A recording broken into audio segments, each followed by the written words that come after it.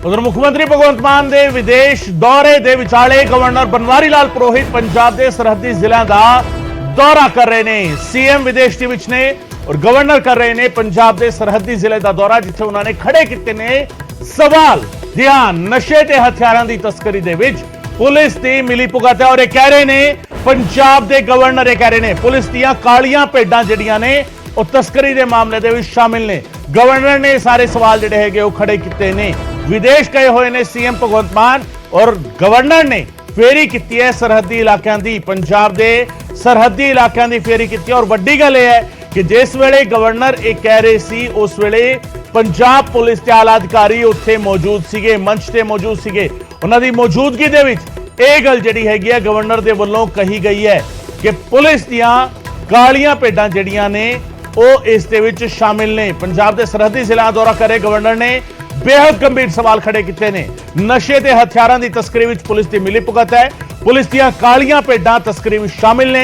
नशे दे मसले नूं गंभीरता नाल नहीं लिया गया, जबरदस्त इच्छा शक्ति दी लोड़ है। गवर्नर ने कहा बॉर्डर दे नेड़े नजायज माइनिंग ते देशद्रोह दा केस दर्ज होना चाहिए है। माइनिंग दे नाल पाकिस्तान तक दी पहुंच हो सकती है ते बंकर तक डैमेज हो रहे ने, पुलां दियां नीहां कमजोर हो रही ने। दिलचस्प गल यह है कि जिस वेले गवर्नर पुलिस से गंभीर सवाल चुक रहे सन उस दौरान डीजीपी गौरव यादव भी उन्होंने नाल बैठे हुए सन।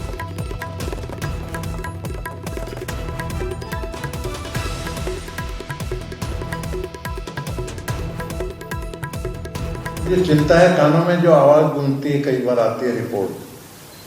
हमारी भी यंत्रणा है कुछ जान पहचान के लोगों से। जब पंजाब में साल भर हो गया तो रिपोर्ट मिलती है कि कुछ थाने में भी कुछ लोग ऐसे हैं जो मिल जाते हैं, तभी पॉसिबल होता है, अदरवाइज पॉसिबल नहीं। स्मगलिंग तो डीजीपी साहब अश्योर्ड मी पूरा ध्यान देंगे और इस तरह का कोई तत्व होंगे तो इधर, मतलब ये जो इलीगल माइनिंग है ये भी बहुत चिंता का विषय है ये राष्ट्र के लिए। बॉर्डर पे आर्मी का तो शिकायत यहां तक है कि उनके कुछ बंकर तक डैमेज हो रहे हैं because of the illegal mining. Bunker को भी फाउंडेशन लगता है ना, इससे डैमेज, बंकर डैमेज हो जाते हैं। बड़े बड़े ब्रिज बने हैं, इलीगल माइनिंग वहां होती है तो ब्रिज के फाउंडेशन कमजोर हो जाते हैं, ब्रिज कभी भी कोलैप्स हो सकते हैं। हुए हैं इलीगल माइनिंग से हुए भी हैं कोलैप्स। और सबसे बड़ा ये illegal mining, illegal anti social elements के अड्डे बन जाते हैं। ये सबसे बड़ी चिंता की बात है, क्योंकि इलीगल है तो कुछ भी होता है ना। उनके आड़ के पीछे पूरा स्मगलिंग, कोई भी आ रहा है, कोई भी जा रहा है, सभी पाकिस्तान वालों की भी पहुंच है, सभी कुछ हो सकता है। ये एट एनी कॉस्ट कैसे होता है, ये भी बंद होना चाहिए। ये चिंता की चीज है हमारी, बहुत बड़ी चिंता की बातचीत। अब माइनिंग जब होती है, एंटी सोशल एलिमेंट तो आते ही हैं, डैमेज भी करते हैं, परंतु हुई कैसे, बिना वरद हस्त के कहीं होती नहीं। वो आइडेंटिफाई करने का काम है इनका, डीजीपी साहब का। मैं तो कहता हूं कितना भी बड़ा आदमी हो, यदि उनके पीछे यदि ध्यान में आता है तो you should go and take action strict. Border का इलीगल माइनिंग को हम खाली प्लेन में जो इलीगल माइनिंग होती है वो वैसा करके लाइटली ट्रीट नहीं कर सकते। ये देश के साथ धोखा है। मैं तो इनको कहता हूं कि माइनिंग के ऑफेंस एक्ट के ऑफेंस की बजाय देशद्रोह का आरोप लगाओ उनको ऊपर, तो फाइनली बंद होगा। ये लोग देशद्रोही है जो इस तरह का काम करते हैं।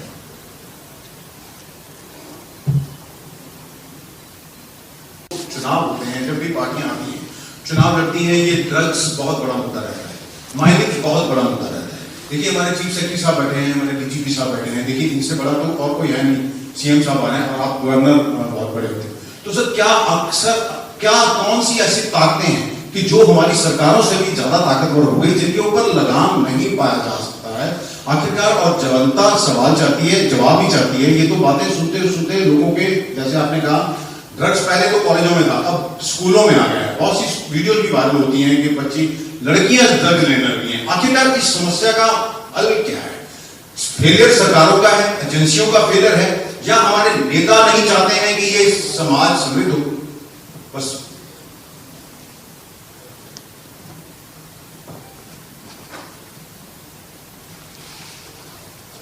हर एक चाहता है, मुझे ये भी नहीं लगता कि नेता नहीं चाहते होंगे, परंतु बहुत जबरदस्त इच्छा शक्ति से काम करने की जरूरत है। मतलब इशू को सीरियसली नहीं लिया गया, मेरा इतना ही मतलब है। इशू बहुत सीरियस है और जैसा आपने वर्ड में यूज किया उतना सीरियसली लिया नहीं गया है। इशू यदि सीरियसली लिया जाएगा, मेरा आने का मतलब है, मैं आपके सामने भी पूर्ति करता हूँ, डीजीपी साहब को लाना है, इनको ड्यूटी है, 2 दिन मेरे साथ घूमेंगे, 2 दिन मैं भी घूम रहा हूँ, चीफ सेक्रेटरी साहब हैं, हर जगह के मंत्री हैं, अभी मंत्री भी, मिनिस्टर भी आए थे, सारे सरपंचों से मिल रहा हूँ, प्रमुख लोगों से मिल रहा हूँ। मतलब ये जागृति और सीरियसनेस आना चाहिए, वो लाने का पूरा मेरा प्रयत्न है, और उसमें आपकी मदद बहुत जरूरी है। कोई 1-2 राजनीति नेता इच्छा शक्ति कुछ नहीं हो सकता, नोबडी कैन डू एनीथिंग। ये खाली अपने को इच्छा शक्ति हो गई। अब ये पर्सनली देख रहे हैं, पर्सनली ये भी देख रहे हैं, पर्सनली जब देखेंगे नीचे तक फीडबैक जाएगा। में यूनियन टेरिटरी का मैं एडमिनिस्ट्रेटर भी हूँ, चंडीगढ़ का। चंडीगढ़ यूनियन टेरिटरी में हमने सेक्रेटरी को 10 डिपार्टमेंट, 15 डिपार्टमेंट के सब सेक्रेटरी को मैंने लेटर लिखे, फिर मैंने मॉनिटर किया 4 महीने बाद में, मालूम पड़ा सेक्रेटरी साहब के तो दूसरे दिन चले जाते हैं, नीचे का 3 दिन बाद में, पर जाके सुप्रिंटेंडेंट के पास में पड़े हैं, वहां फाइल पड़ी हुई है। मतलब कि वो सुप्रिंटेंडेंट जो थे 10, 15, 20 साल से जमे बैठे थे और पूरा काम अपनी मर्जी के हिसाब से जैसे चलता था। तो first sir what I did, मैंने पूरे के पूरे 32 या 33 सुप्रिंटेंडेंट को पूरा टोटल रीसफल कर दिया वहां से, वी एट ए टॉप एक टाइम में पूरे के पूरे वहां से चेंज, मतलब दूसरा ही फेस दिखे, धंधे खत्म हो गया, काफी इंप्रूवमेंट होता है, करेंगे। आपने हिंट दे दिया, that is more than point is well taken जी, rotation of more than enough हो गया। ये सुधारने में सभी पूरे चल रहे हैं, सभी लोग यदि लग गए उसमें, आप शामिल हो गए ना, जीतेंगे ये लड़ाई। यहाँ पर बैसाखी पे तो आपने कहा था सिस्टम बाबा साहब अम्बेडकर ने बहुत बढ़िया बनाया था, डबल चेक सिस्टम बनाया था, एक गलत करेगा दूसरा पकड़ लेगा, लेकिन यहाँ पर समझा कि दोनों मिल गए, ये आपने ही कहा था। तो इसको सर कैसे दोनों जो मिल गए? नहीं, अब बीएसएफ और ये इनको कहा ना, उनमें से जो रहते हैं ना, देख भाई गृहिणी होती है, गेहूं साफ करती है, कंकर निकाल के फेंक देती है, वैसा डीजीपी साहब को कहा, एसएसपी साहब के लेवल पे जो भी इस तरह के थोड़े से डाउट, इंटेलिजेंस रहती है, इनके बहुत बड़ी इंटेलिजेंस है, उसमें एक आधे लोग होंगे तो उनको थोड़ा सा एलिमिनेट, इधर उधर ट्रांसफर करना, इनके रास्ते बहुत हैं, उस हिसाब से जरा सा कर दिया तो ठीक हो जाएगा। I am very hopeful. उधर डीजीपी पंजाब का कहना है कि पुलिस ਦੀਆਂ ਕਾਲੀਆਂ ਭੇਡਾਂ ਦੀ ਪਛਾਣ ਕਰ ਕਾਰਵਾਈ ਕੀਤੀ ਜਾਵੇਗੀ। ਜਿਵੇਂ ਐਸਟੀਐਫ ਹੈਗੀ, ਜਿਵੇਂ ਕਾਊਂਟਰ ਇੰਟੈਲੀਜੈਂਸ ਹੈ, ਅਸੀਂ ਇਹਨਾਂ ਨੂੰ ਐਕਟੀਵੇਟ ਕੀਤਾ ਹੈ ਸਪੈਸ਼ਲ ਆਪਰੇਸ਼ਨ ਕਰਨ ਲਈ, coordination with BSF, coordination with narcotics control bureau. This is a top down approach. ਨਾਲ ਦੀ ਨਾਲ ਤੁਸੀਂ ਜੇ ਦੇਖਿਆ ਹੋਣਾ ਪਿਛਲੇ 2 ਮਹੀਨੇ ਦੇ ਵਿੱਚ, you would have seen the difference ਕਿ I have toured each and every district of Punjab, health meetings में अमृतसर भी पहले आके इतने मैं मीटिंग्स की है, एसएचओ लेवल के अफसर्स नाल मीटिंग्स की है, पुलिस को मोटिवेट किया है, पैरों पे खड़ा किया है। क्या हैगा कि police station is the most important unit, जी बेसिक पुलिसिंग ते साडा फोकस हैगा ते बॉटम्स अप अप्रोच, ਇਹ ਸਾਡੀ ਅਪਰੋਚ ਹੈ ਕਿ ਹਰ ਕਾਂਸਟੇਬਲ, ਤੁਸੀਂ ਜਿਹੜੀ ਗੱਲ ਕਹਿ ਰਹੇ ਹੋ ਮੈਂ ਪੂਰੀ ਤਰ੍ਹਾਂ ਸਹਿਮਤ ਹਾਂ, ਇਹਦੇ ਲਈ everyone has to be equally energise.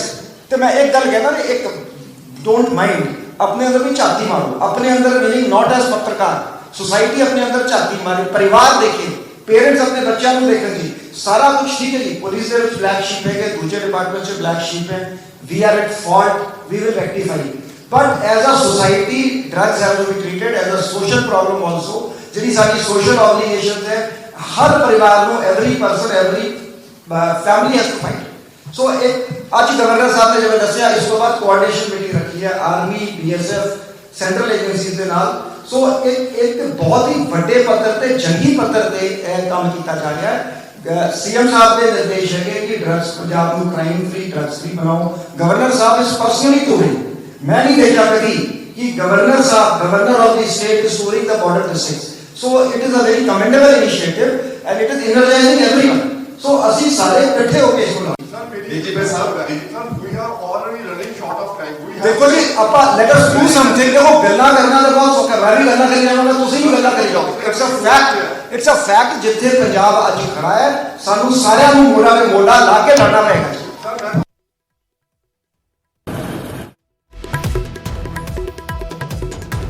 ਸੋ ਇਹ ਸਾਰੀ ਗੱਲਬਾਤ ਹੈਗੀ ਹੈ। ਗਵਰਨਰ ਨੇ ਜੋ ਕੁਝ ਕਿਹਾ, ਗਵਰਨਰ ਨੇ ਡੀਜੀਪੀ ਦੀ ਮੌਜੂਦਗੀ ਵਿੱਚ ਜੋ ਕੁਝ ਕਿਹਾ, ਗਵਰਨਰ ਦੇ ਸਵਾਲ ਜਿਹੜੇ ਤਰਕ ਸੀਗੇ, ਉਸ ਤੋਂ ਬਾਅਦ ਪੱਤਰਕਾਰਾਂ ਦੇ ਸਵਾਲ ਹੋਏ, ਡੀਜੀਪੀ ਨੇ ਜਵਾਬ ਦਿੱਤਾ ਤੇ ਤੁਸੀਂ ਉਹ ਸਾਰੀ ਗੱਲਬਾਤ ਸੁਣੀਏ। ਸਾਡੇ ਨਾਲ ਸਨੀ ਆਹਲੂਵਾਲੀਆ ਸਾਹਿਬ ਜੁੜ ਰਹੇ ਨੇ ਆਮ ਆਦਮੀ ਪਾਰਟੀ ਦੇ ਬੁਲਾਰੇ ਵਜੋਂ।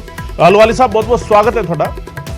ਡੀਜੀਪੀ ਗੌਰਵ ਯਾਦਵ ਇਹ ਕਹਿੰਦੇ ਨੇ ਕਿ ਡਰੱਗਸ ਜਿਹੜਾ ਹੈਗਾ ਹੁਣ ਸਿਰਫ ਇਹ ਨਹੀਂ ਕਿ ਠੀਕ ਹੈ, ਉਹਨਾਂ ਨੇ ਕਿਹਾ ਕਿ ਪੁਲਿਸ ਦੇ ਵਿੱਚ ਵੀ ਬਲੈਕ ਸ਼ੀਪ ਹੈਗੀਆਂ ਨੇ, ਬਲੈਕ ਸ਼ੀਪ ਬਾਕੀ ਡਿਪਾਰਟਮੈਂਟ ਦੇ ਵਿੱਚ ਵੀ ਹੈਗੀਆਂ ਨੇ, ਅਸੀਂ ਆਈਡੈਂਟੀਫਾਈ ਕਰ ਰਹੇ ਹਾਂ, ਪਰ ਡਰੱਗ ਹੁਣ ਜਿਹੜਾ ਹੈਗਾ ਉਹ ਸੋਸ਼ਲ ਲੈਵਲ ਤੇ ਸਮਾਜਿਕ ਸਮੱਸਿਆ ਬਣ ਚੁੱਕਿਆ ਹੈ। ਡਰੱਗਸ ਦਾ ਮਸਲਾ ਕਿ ਪੰਜਾਬ ਦੇ ਵਿੱਚ ਸਿਰਫ ਕਾਨੂੰਨੀ ਨਹੀਂ ਰਹਿ ਗਿਆ, ਹੁਣ ਸਮਾਜਿਕ ਪੱਧਰ ਤੇ ਸਮੱਸਿਆ ਬਣ ਰਹੀ ਹੈ।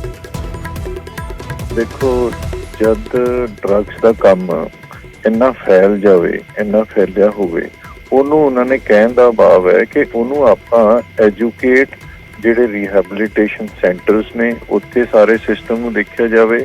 ਉਹ ਸਾਰੀਆਂ ਚੀਜ਼ਾਂ ਦੇ ਉੱਤੇ ਸਾਨੂੰ ਇੱਕ ਤਰਫ ਤੋਂ ਨਹੀਂ, ਸਾਰੀ ਤਰਫ ਤੋਂ ਇਹਨੂੰ ਕੰਟਰੋਲ ਕਰਨ ਦੀ ਲੋੜ ਹੈ। ਇਸ ਐਂਗਲ ਨੂੰ ਸੰਭਾਲਣ ਦੀ ਲੋੜ ਹੈ। ਪੁਲਿਸ ਜਿਹੜਾ ਹੈਗਾ ਉਹ ਆਪਣਾ ਕੰਮ ਕਰੂਗੀ, ਜਿਹੜੀ ਸੋਸ਼ਲ ਐਕਟਿਵਿਸਟ ਨੇ ਉਹ ਆਪਣਾ ਕਰਨਗੇ, ਸਰਕਾਰ ਦੇ ਜਿਹੜੇ ਡਿਪਾਰਟਮੈਂਟਸ ਨੇ ਉਹ ਆਪਣਾ ਆਪਣਾ ਕੰਮ ਕਰਾਂਗੇ, ਤਾਂ ਕਿ ਆਪਾਂ ਮਿਲ ਜੁਲ ਕੇ ਇਸ ਮਸਲੇ ਦਾ ਹੱਲ ਕੱਢ ਸਕੀਏ। ਇਸ ਗੱਲ ਨੂੰ ਆਪਾਂ ਸਾਰਿਆਂ ਨੇ, ਪੰਜਾਬੀਅਤ ਦਾ ਇਕੱਲਾ ਇਹ ਨਹੀਂ ਹੈ ਕਿ ਜੇ ਕਿਸੇ ਦੇ ਗੁਆਂਢ 'ਚ ਕੋਈ ਪ੍ਰੋਬਲਮ ਹੋ ਰਹੀ ਹੈ, ਡਰੱਗਸ ਦੀ ਹੋ ਰਹੀ ਹੈ, ਉਹਨੂੰ ਰੀਹੈਬਿਲਿਟੇਸ਼ਨ ਕਰਨਾ ਸਭ ਤੋਂ ਜ਼ਿਆਦਾ ਜ਼ਰੂਰੀ ਹੈ। ਪਿਛਲੀ ਸਰਕਾਰ 'ਚ ਤੁਹਾਨੂੰ ਯਾਦ ਹੋਊਗਾ ਕਿ ਕਰੋੜਾਂ ਰੁਪਏ ਦੀਆਂ ਜਿਹੜੀਆਂ ਦਵਾਈਆਂ ਸੀਗੀਆਂ ਉਹ ਮਿਸਪਲੇਸ ਹੋ ਜਾਂਦੀਆਂ, ਗਾਇਬ ਵੀ ਹੋ ਜਾਂਦੀਆਂ, ਪਤਾ ਨਹੀਂ ਲੱਗਦਾ ਕਿੱਥੇ ਗਈਆਂ। ਇਹ ਸਾਰੀਆਂ ਚੀਜ਼ਾਂ ਨੂੰ ਕੰਟਰੋਲ ਕਰਨਾ ਇਹ ਇਕੱਲਾ ਪੁਲਿਸ ਦਾ ਨਹੀਂ, ਹਸਪੀਟਲਸ ਦਾ ਵੀ ਉਨਾ ਹੀ ਇੰਪੋਰਟੈਂਟ ਰੋਲ ਹੈ, ਸਾਡੇ ਮੈਡੀਕਲ ਸਰਵਿਸਿਜ਼ ਦਾ ਉਨਾ ਹੀ ਇੰਪੋਰਟੈਂਟ ਰੋਲ ਹੈ, ਜਿਹਦੇ ਕਰਕੇ ਆਪਾਂ ਸਾਰੀ ਡਰੱਗਸ ਦੇ ਜਿੰਨੇ ਵੀ ਇਹ ਚੀਜ਼ਾਂ ਹੋ ਰਹੀਆਂ ਉਹਨੂੰ ਕੰਟਰੋਲ ਕੀਤੇ। ਬਾਰਡਰ ਦੇ ਉੱਤੇ ਆਪਣਾ ਕੰਟਰੋਲ ਹੈ ਵੀ ਡਰੱਗਸ ਜਿੱਥੋਂ ਆ ਰਹੇ ਉੱਥੋਂ ਕਿਵੇਂ ਰੋਕ ਟੱਕ ਲਈਏ। ਇਹ ਮਿਲ ਜੁਲ ਕੇ ਪੰਜਾਬ ਸਰਕਾਰ, ਸਰਦਾਰ ਭਗਵੰਤ ਸਿੰਘ ਮਾਨ ਜੀ ਨੇ ਇੱਕ ਮੋਨੀਟਰਿੰਗ ਕਰੇ ਸਿਸਟਮਸ ਨੂੰ ਐਸਟੈਬਲਿਸ਼ ਕਰਨ ਲਈ ਇੱਕ SOPs ਤਿਆਰ ਕੀਤੀਆਂ, ਜਿਹਦੇ ਤਹਿਤ ਆਪਾਂ ਸਾਰੇ ਐਂਗਲਸ ਤੋਂ ਇਹਨੂੰ ਕਵਰ ਕਰਾਂਗੇ। ਚਲੋ, ਹਰਜੀਤ ਗਰੇਵਾਲ ਸਾਹਿਬ ਵੀ ਸਾਡੇ ਨਾਲ ਜੁੜ ਰਹੇ ਨੇ। ਆਹਲੂਵਾਲੀਆ ਸਾਹਿਬ ਤੁਸੀਂ ਸਾਡੇ ਨਾਲ ਬਣੇ ਰਹੋ। ਬੀਜੇਪੀ ਆਗੂ ਹਰਜੀਤ ਗਰੇਵਾਲ ਸਾਹਿਬ ਸਾਡੇ ਨਾਲ ਜੁੜ ਰਹੇ ਨੇ। ਗਰੇਵਾਲ ਸਾਹਿਬ, ਤੁਹਾਡਾ ਵੀ ਬਹੁਤ ਬਹੁਤ ਸਵਾਗਤ ਹੈ। ਬੀਤੇ ਦਿਨੀ ਗਵਰਨਰ ਸਾਹਿਬ ਜਿਹੜੇ ਸੀਗੇ ਸਰਹੱਦੀ ਇਲਾਕੇ ਦੀ ਫੇਰੀ ਤੇ ਸੀਗੇ, ਉਹਨਾਂ ਨੇ ਜੋ ਬਿਆਨ ਦਿੱਤਾ ਔਰ ਉਸ ਦਾ ਡੀਜੀਪੀ ਨੇ ਜੋ ਜਵਾਬ ਦਿੱਤਾ, ਜੋ ਕੁਝ ਉਹਨਾਂ ਨੇ ਕਿਹਾ ਉਹ ਤੁਸੀਂ ਸੁਣਿਆ ਹੋਣਾ। ਤੁਹਾਡਾ ਪਹਿਲਾ ਪ੍ਰਤੀਕਰਮ ਬੀਜੇਪੀ ਆਗੂ ਵਜੋਂ। ਦੇਖੋ, ਇਸ ਤਰ੍ਹਾਂ ਆਨਰੇਬਲ ਗਵਰਨਰ ਸਾਹਿਬ ਨੇ ਜੋ ਸਾਰੀ ਚਿੰਤਾ ਜ਼ਾਹਿਰ ਕੀਤੀ ਹੈ, ਉਹ ਇੱਕ ਸੰਵਿਧਾਨਿਕ ਪ੍ਰਮੁੱਖ ਨੇ ਔਰ ਉਹਨਾਂ ਏਰੀਆਜ਼ ਦੇ ਪ੍ਰਵਾਸ ਤੇ ਗਏ ਤੇ ਉਹਨਾਂ ਨੂੰ ਬਹੁਤ ਸਾਰੀ ਜਾਣਕਾਰੀ ਰਹਿੰਦੀ ਆ, ਕਿਉਂਕਿ ਸਾਰੀਆਂ ਹੀ ਪੋਲੀਟੀਕਲ ਪਾਰਟੀਆਂ ਦੇ ਡੈਲੀਗੇਸ਼ਨ ਉਹਨਾਂ ਨੂੰ ਮਿਲਦੇ ਆ ਔਰ ਅਸੀਂ ਵੀ ਜਾਣਕਾਰੀ ਮਿਲ ਕੇ ਦਿੰਦੇ ਰਹਿੰਦੇ ਆ। ਜਿਸ ਤਰ੍ਹਾਂ ਹੁਣ ਤੁਹਾਨੂੰ ਮੈਂ ਇੱਕੋ ਹੀ ਚੀਜ਼ ਦੱਸਦਾ, ਮੈਂ ਸਭ ਤੋਂ ਪਹਿਲਾਂ ਮਾਈਨਿੰਗ ਤੇ ਆਉਣਾ ਜੀ। ਰੇਲਵੇ ਵਿਭਾਗ ਨੇ 6 ਮਹੀਨੇ ਪਹਿਲਾਂ ਲਿਖਿਆ ਕਿ ਸਾਡਾ ਜਿਹੜਾ ਚੱਕੀ ਪੁਲ ਆ ਉਹ ਗਿਰ ਸਕਦਾ ਤੇ ਇੱਥੇ ਇਲੀਗਲ ਮਾਈਨਿੰਗ ਬੰਦ ਕੀਤੀ ਜਾਵੇ। ਬਿਲਕੁਲ ਨਹੀਂ ਕੀਤੀ ਗਈ ਔਰ ਪੁਲ ਗਿਰ ਗਿਆ। ਔਰ ਉਸ ਤੋਂ ਬਾਅਦ ਆਰਮੀ ਨੇ ਬਕਾਇਦਾ ਖਦਸ਼ਾ ਜ਼ਾਹਿਰ ਕੀਤਾ ਕਿ ਸਾਡੇ ਵਜ੍ਹਾ ਕਰਕੇ ਸਾਡੀ ਸੁਰੱਖਿਆ ਨੂੰ ਵੀ ਖਤਰਾ, ਉਹ ਵੀ ਬੰਦ ਨਹੀਂ ਹੋਈ। ਮਾਨਯੋਗ ਹਾਈ ਕੋਰਟ ਨੇ ਵੀ ਬਹੁਤ ਸਖਤ ਆਦੇਸ਼ ਕੀਤੇ ਨੇ ਔਰ ਉਸ ਦੇ ਬਾਵਜੂਦ ਸਰਕਾਰ ਕਹਿੰਦੀ ਹੈ ਕਿ ਅਸੀਂ ਸਾਰੇ ਹੀ ਮਾਫੀਆ ਖਤਮ ਕਰਤੇ।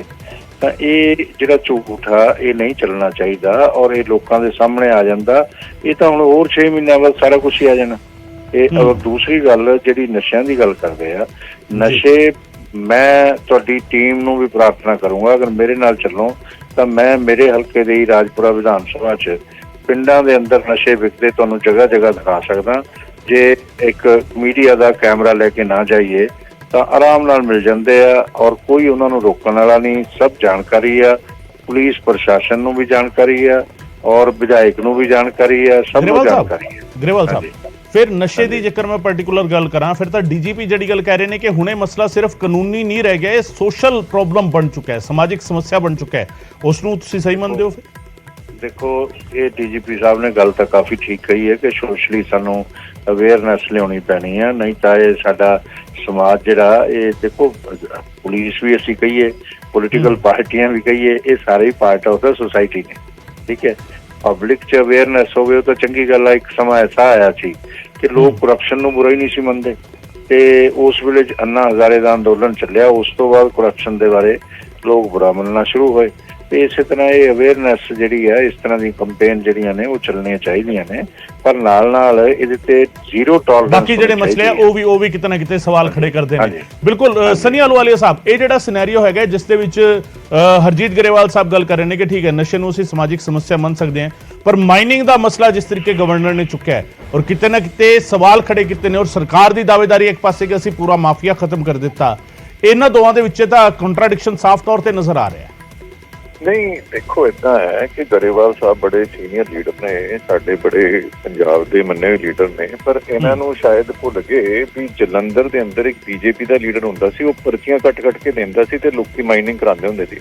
ਜਿਹੜਾ ਵੀ ਕੰਮ ਇਹਨਾਂ ਨੇ ਕੀਤਾ ਹੈ, ਨਸ਼ਿਆਂ ਦੀ ਗੱਲ ਕਰ ਲਓ, ਇਹਨਾਂ ਦਾ ਜਿਹੜਾ 10 ਸਾਲ ਦਾ ਟੈਨਿਓਰ ਸੀਗਾ ਅਕਾਲੀ ਦਲ ਦੇ ਨਾਲ, ਤਾਂ ਨਸ਼ਾ ਸਭ ਤੋਂ ਜ਼ਿਆਦਾ ਆਇਆ ਪੰਜਾਬ 'ਚ। ਇਹਨਾਂ ਦੇ ਟੈਨਿਓਰ ਦੇ ਅੰਦਰ ਮਾਈਨਿੰਗ, ਇਹਨਾਂ ਦੀ ਪਰਚੀਆਂ, ਆਪਣੇ ਆਪ ਪਰਚੀਆਂ ਕੱਟਦੇ ਹੁੰਦੇ ਸੀਗੇ ਬੀਜੇਪੀ ਦੇ ਲੀਡਰ, ਔਰ ਮਾਈਨਿੰਗ ਦੇ ਠੇਕੇ ਦੇ ਦਿੰਦੇ ਸੀ। ਇਹ ਉਸ ਟਾਈਮ ਦੀ ਗੱਲਾਂ ਨੇ। ਹੁਣ ਅੱਜ ਇਹ ਬੈਠ ਕੇ ਕਹਿ ਰਹੇ ਨੇ ਗਵਰਨਰ ਦੇ ਥਰੂ ਪੰਜਾਬ ਦੇ ਅੰਦਰ ਰੂਲ ਕਰਨ ਦੀ ਕੋਸ਼ਿਸ਼ ਕਰੀ ਜਾ ਰਹੀ ਹੈ। ਜਦ ਤੁਹਾਡਾ ਇੱਥੇ ਰਾਜ ਸੀਗਾ ਗਰੇਵਾਲ ਸਾਹਿਬ, ਤਦ ਤੁਸੀਂ ਇੱਕ ਵੀ ਕੰਮ ਨਹੀਂ ਕੀਤਾ, ਰਾਦਰ ਮਾਫੀਏ ਨੂੰ ਬੜਾਵਾ ਦਿੱਤਾ। ਔਰ ਅੱਜ ਜਦ ਅਸੀਂ ਮਾਫੀਏ ਨੂੰ ਨਕੇਲ ਕੱਸਦੇ ਪਏ ਆ, ਤੇ ਗਰੇਵਾਲ ਸਾਹਿਬ ਤੁਸੀਂ ਇਹਨੂੰ ਟਾਲਦੇ ਪਏ ਹੋ, ਕਿਉਂ ਟਾਲਦੇ ਪਏ ਹੋ? ਸਨੀ ਅਹਲੂਵਾਲੀਆ ਸਾਹਿਬ, ਤੁਸੀਂ ਜਿਹੜੀ ਗੱਲਾਂ ਕਹਿ ਰਹੇ ਹੋ ਉਸ ਦੇ ਵਿੱਚ ਸਾਰੀਆਂ ਗੱਲਾਂ ਪਾਸਟ ਦੀਆਂ ਨੇ। ਅਸੀਂ ਵਰਤਮਾਨ ਦੀ ਗੱਲ ਕਰਾਂਗੇ ਤਾਂ ਫਿਰ ਸਵਾਲ ਜਿਹੜੇ ਗਵਰਨਰ ਖੜੇ ਕਰ ਰਹੇ ਨੇ, ਉਹਨਾਂ ਸਵਾਲਾਂ ਨੂੰ ਤੁਸੀਂ ਨਕਾਰ ਰਹੇ ਹੋ ਜਾਂ ਗਵਰਨਰ ਨੇ ਗਲਤ ਇਲਜ਼ਾਮ ਲਾਏ? ਨਹੀਂ, ਦੇਖੋ ਏਦਾਂ ਹੈ, ਅੱਜ ਤੱਕ ਕਿੰਨੇ ਗਵਰਨਰ ਪੰਜਾਬ ਦੇ ਰਹੇ ਨੇ ਤੇ ਕਿੰਨਿਆਂ ਨੇ ਜਾ ਕੇ ਸਰਵੇ ਕੀਤੇ ਨੇ? ਸਭ ਤੋਂ ਇੰਪੋਰਟੈਂਟ ਗੱਲ ਹੈ। ਔਰ ਕਿਉਂ ਬੀਜੇਪੀ ਹੈ, ਕਿਉਂ ਕਰਵਾ ਕੇ ਹੋਇਆ? ਇਹਦੇ ਪਿੱਛੇ ਇਹਨਾਂ ਦਾ ਰੀਜ਼ਨ ਕੀ? ਜਿਹੜਾ ਸਟੇਟ ਜਿੱਥੇ ਇਹਨਾਂ ਦਾ ਪੂਰਾ ਰਾਜ ਹੈ, ਉੱਥੇ ਤਾਂ ਜੇ ਗੁਜਰਾਤ ਦੀ ਗੱਲ ਕਰਦੇ ਆ, ਉੱਥੇ ਤਾਂ ਸ਼ਰਾਬਬੰਦੀ ਹੋਣ ਤੋਂ ਬਾਵਜੂਦ ਲੋਕੀ ਸ਼ਰਾਬ ਪੀ ਕੇ ਮਰ ਜਾਂਦੇ। ਪੰਜਾਬ ਦੀ ਗੱਲ ਕਰਦੇ ਨੇ ਸਨੀ ਅਹਲੂਵਾਲੀਆ ਸਾਹਿਬ, ਪੰਜਾਬ ਦੀ ਗੱਲ ਕਰ ਲਈਏ ਨਾ, ਪੁਲ ਤਾਂ ਪੰਜਾਬ ਦੇ ਵਿੱਚ ਡਿੱਗਿਆ ਨਾ ਸਰ, ਪੁਲ ਤਾਂ ਪੰਜਾਬ ਦੇ ਵਿੱਚ ਡਿੱਗਿਆ ਨਾ ਰੇਲਵੇ ਦਾ। ਜਿਹੜਾ ਮਾਫੀਆ ਇਹਨਾਂ ਨੇ ਚਲਾਇਆ ਹੈ, ਇੰਨੇ ਸਾਲਾਂ ਤੋਂ ਜਿਹੜਾ ਇਹਨਾਂ ਨੇ ਮਾਫੀਆ ਚਲਾਇਆ, ਉਹਨੂੰ ਜਿਹੜਾ ਰੋਕਣ ਤੇ ਸਾਡੇ ਡੀਜੀਪੀ ਸਾਹਿਬ, ਸਾਡੇ ਸੀਐਮ ਸਾਹਿਬ ਦਿਨ ਰਾਤ ਲੱਗੇ ਹੋਏ ਨੇ। ਔਰ ਉਹਨਾਂ ਸਰ ਰੇਲਵੇ ਨੇ ਚਿੱਠੀ ਤੁਹਾਡੇ ਰਾਜ ਦੇ ਵਿੱਚ ਰੇਲਵੇ ਨੇ ਚਿੱਠੀ ਲਿਖੀ ਜ਼ਿਲ੍ਹਾ ਪ੍ਰਸ਼ਾਸਨ ਨੂੰ ਕਿ ਜੇ ਇੱਥੇ ਮਾਈਨਿੰਗ ਜਿਹੜੀ ਹੈਗੀ ਉਹ ਹੋ ਰਹੀ ਹੈ, ਇਸ ਨੂੰ ਰੋਕਿਆ ਜਾਵੇ। ਉਸ ਤੇ ਐਕਸ਼ਨ ਨਹੀਂ ਹੋਇਆ ਔਰ ਅਲਟੀਮੇਟਲੀ ਉਹ ਪੁਲ ਡਿੱਗ ਜਾਂਦਾ ਹੈ। ਉਸ ਤੋਂ ਬਾਅਦ ਸਾਰੀਆਂ ਚੀਜ਼ਾਂ ਐਕਸ਼ਨ ਜਿਹੜੇ ਹੈਗੇ ਉਹ ਸ਼ੁਰੂ ਹੁੰਦੇ ਨੇ, ਉਸ ਤੋਂ ਬਾਅਦ ਸਾਰੀ ਕਾਰਵਾਈ ਸ਼ੁਰੂ ਹੁੰਦੀ ਹੈ। ਜੇਕਰ ਵਕਤ ਰਹਿੰਦਿਆਂ ਜਦੋਂ ਚਿੱਠੀ ਆਈ ਸੀਗੀ ਉਦੋਂ ਹੀ ਐਕਸ਼ਨ ਹੋ ਜਾਂਦਾ ਤਾਂ ਸ਼ਾਇਦ ਸਹੀ ਨਾ ਰਹਿੰਦਾ। ਸਰ ਏਦਾਂ ਚਿੱਠੀ ਤੋਂ ਬਾਅਦ ਐਕਸ਼ਨ ਨਹੀਂ ਹੋਇਆ। ਅਸੀਂ ਇਹ ਕਹਿ ਰਹੇ ਹਾਂ ਚਿੱਠੀ ਤੋਂ ਪਹਿਲਾਂ ਹੀ ਪੰਜਾਬ ਦੇ ਅੰਦਰ ਹਰ ਇੱਕ ਜਗ੍ਹਾ ਦੇ ਉੱਤੇ ਜਿਹੜੀ ਪਾਰਟਿਕੂਲਰਲੀ ਆਪਾਂ ਸੈਂਡ ਮਾਫੀਆ ਦੀ ਗੱਲ ਕਰੀਏ, ਉਹਨਾਂ ਤੇ ਨਕੇਲ ਕਸਦੀ ਕੀਤੀ ਦੀ ਸੀ। ਔਰ ਹਰਜੋਤ ਬੇਨ ਜੀ ਬਾਰ-ਬਾਰ ਅਪੀਲ ਕਰਕੇ ਇੱਕ ਨੰਬਰ ਵੀ ਕੱਢਿਆ। ਉਹਨਾਂ ਨੇ ਕਿਹਾ, ਤੁਸੀਂ ਕਹਿ ਰਹੇ ਹੋ ਰੇਲਵੇ ਨੇ ਚਿੱਠੀ ਲਿਖੀ, ਅਸੀਂ ਤਾਂ ਕਹਿ ਰਹੇ ਹਾਂ ਸਾਨੂੰ ਅਗਰ ਇੱਕ ਵੀ ਲੀਡ ਮਿਲਦੀ ਹੈ ਕਿ ਉਸ ਜਗ੍ਹਾ ਦੇ ਉੱਤੇ ਇਹ ਕੰਮ ਗਲਤ ਹੋ ਰਿਹਾ, ਸਾਡਾ ਜਿਹੜੇ ਮਿਨਿਸਟਰ ਹੈਗੇ ਨੇ ਉਹ ਪਰਸਨਲੀ ਜਾ ਕੇ ਵਿਜ਼ਿਟ ਕਰਦੇ ਨੇ ਹਰ ਇੱਕ ਜਗ੍ਹਾ। ਅੱਜ ਅਗਰ ਆਪਾਂ ਗੱਲ ਕਰਦੇ ਪਏ ਹਾਂ, ਕਿੱਥੇ ਨਾ ਕਿੱਥੇ ਦੇਖੋ ਪੰਜਾਬ ਦੇ ਅੰਦਰ ਕਿੱਥੇ ਨਾ ਕਿੱਥੇ ਕੋਈ ਚੀਜ਼ਾਂ ਹੁਣੇ ਰੁਕੀਆਂ ਹੋਣਗੀਆਂ, ਲੇਕਿਨ ਅਸੀਂ ਉਸ ਚੀਜ਼ ਨੂੰ ਵੀ ਬੰਦ ਕਰਨ ਤੇ ਲੱਗੇ ਹੋਏ ਹਾਂ। ਔਰ ਦਿਨ ਰਾਤ ਸਾਡੀ ਸਾਰੀ ਭਗਵੰਤ ਸਿੰਘ ਮਾਨ ਜੀ ਇਸ ਤੇ ਕੰਮ ਕਰਦੇ ਪਏ। ਪਰ ਇਹਨਾਂ ਨੂੰ 6 ਮਹੀਨੇ 10 ਸਾਲ ਰਹੇ ਨੇ, ਇਹਨਾਂ ਨੇ ਤਦ ਕੋਈ ਕੰਮ ਨਹੀਂ ਕੀਤਾ।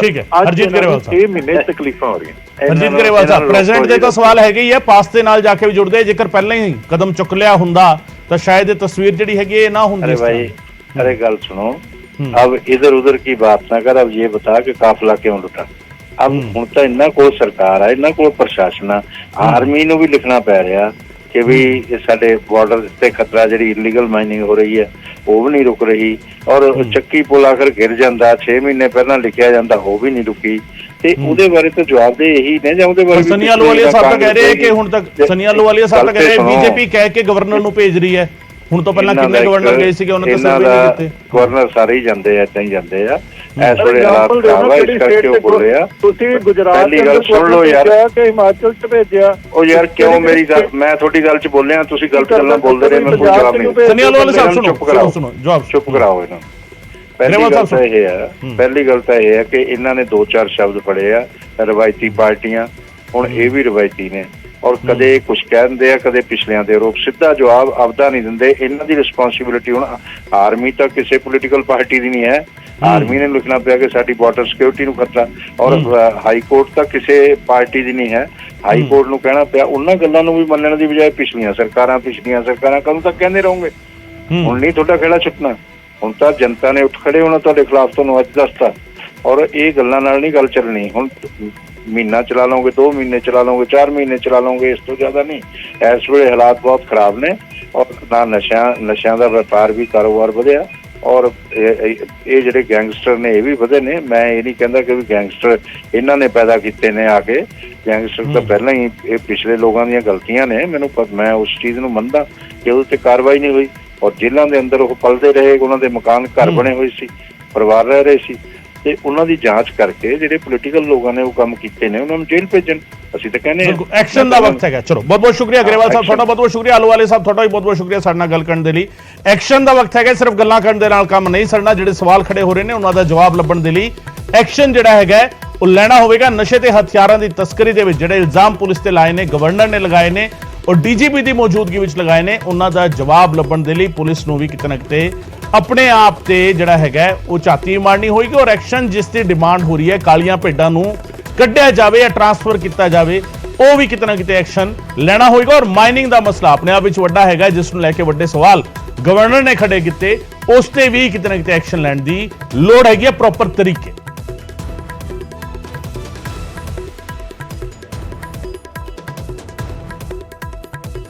कानों में जो आवाज गूंजती है, कई बार आती है रिपोर्ट, हमारी भी यंत्रणा है थोड़ी जान पहचान के लोगों से। जब पंजाब में साल भर हो गया तो रिपोर्ट मिलती है कि कुछ थाने में भी कुछ लोग ऐसे हैं जो मिल जाते हैं, तभी पॉसिबल होता है, अदरवाइज पॉसिबल नहीं होता। इसमें नहीं तो डीजीपी साहब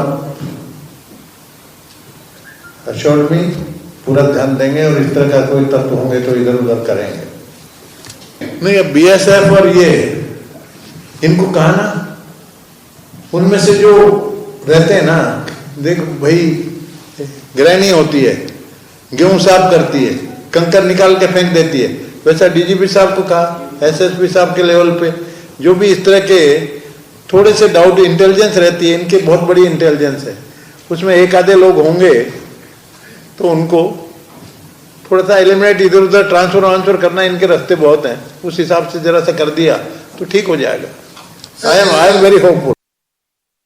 ਕਹਿੰਦੇ ਜਿਹੜੀ ਸਾਡੀ ਸਪੈਸ਼ਲ ਯੂਨਿਟਸ ਜਿਵੇਂ ਐਸਟੀਐਫ ਹੈਗੀ, ਜਿਵੇਂ ਕਾਊਂਟਰ ਇੰਟੈਲੀਜੈਂਸ ਹੈ, ਅਸੀਂ ਇਹਨਾਂ ਨੂੰ ਐਕਟੀਵੇਟ ਕੀਤਾ ਹੈ ਸਪੈਸ਼ਲ ਆਪਰੇਸ਼ਨ ਕਰਨ ਲਈ, coordination with BSF, coordination with narcotics control bureau. This is a top down approach. ਨਾਲ ਦੀ ਨਾਲ ਤੁਸੀਂ ਜੇ ਦੇਖਿਆ ਹੋਣਾ ਪਿਛਲੇ 2 ਮਹੀਨੇ ਦੇ ਵਿੱਚ you would have seen the difference ਕਿ I have toured each and every district of Punjab, head meetings ਵੀ ਅੰਮ੍ਰਿਤਸਰ ਵੀ ਪਹਿਲੇ ਆ ਕੇ ਇੱਥੇ ਮੈਂ ਮੀਟਿੰਗਸ ਕੀਤੀਆਂ, ਐਸਐਚਓ ਲੈਵਲ ਦੇ ਅਫਸਰਸ ਨਾਲ ਮੀਟਿੰਗਸ ਕੀਤੀਆਂ, ਪੁਲਿਸ ਨੂੰ ਮੋਟੀਵੇਟ ਕੀਤਾ ਹੈ, ਪੈਰਾਂ ਤੇ ਖੜਾ ਕੀਤਾ ਹੈ। ਇਹ ਕਿਹਾ ਹੈਗਾ ਕਿ police station is the most important unit, ਜਿਹੜੀ ਬੇਸਿਕ ਪੁਲਿਸਿੰਗ ਤੇ ਸਾਡਾ ਫੋਕਸ ਹੈਗਾ, ਤੇ ਬਾਟਮਸ ਅਪ ਅਪਰੋਚ।